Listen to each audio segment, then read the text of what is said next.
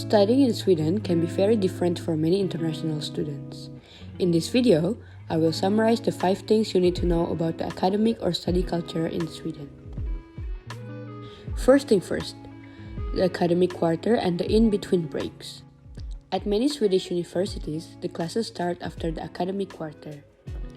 For example, if in the schedule it is written 10 a.m., the lecture will really start at 10:15 a.m.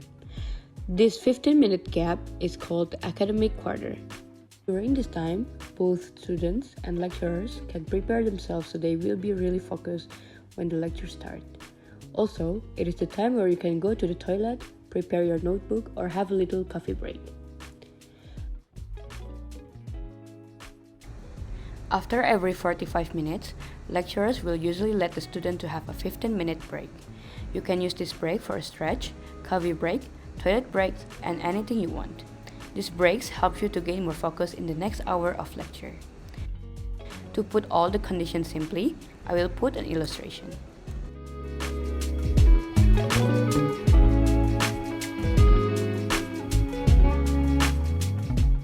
Second, lectures and seminars.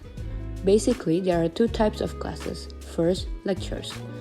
Lectures are the normal classes where you are gathered with all your classmates listening to the lecture provided.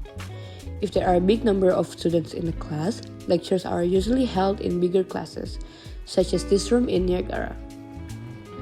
Second, seminar.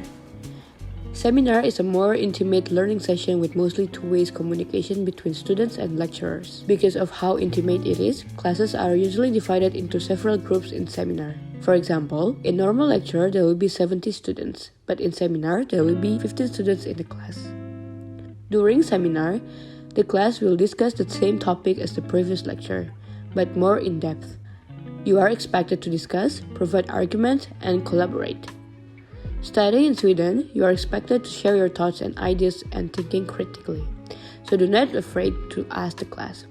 Other than lectures and seminars, some courses also have workshop, supervision, laboratory work, and a field work. This is all depends on the course. Third, the independent work. When you look into your schedule, you might feel like you do not have much to do.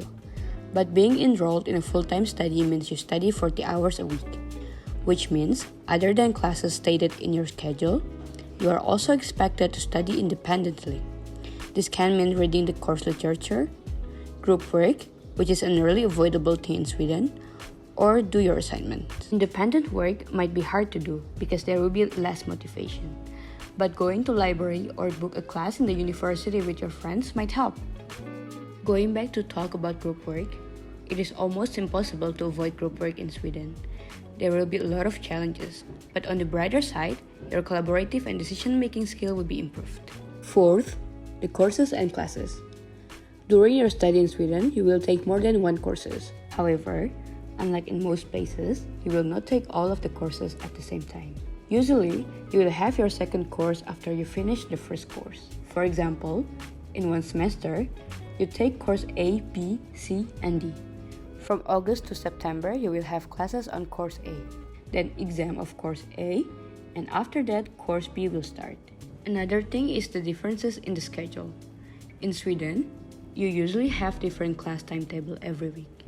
You might have 3 classes a week, but sometimes you can have classes every day. Make sure to always check your class in Chronox or Canvas so you don't miss it. Fifth, the relationship between student and teacher. In Sweden, students call their professors by their first name. For some of you, it might be uncomfortable at first, but you will get used to it. This shows the non-hierarchical and democratic condition of the Swedish academia, or the society in general. That is all from this episode.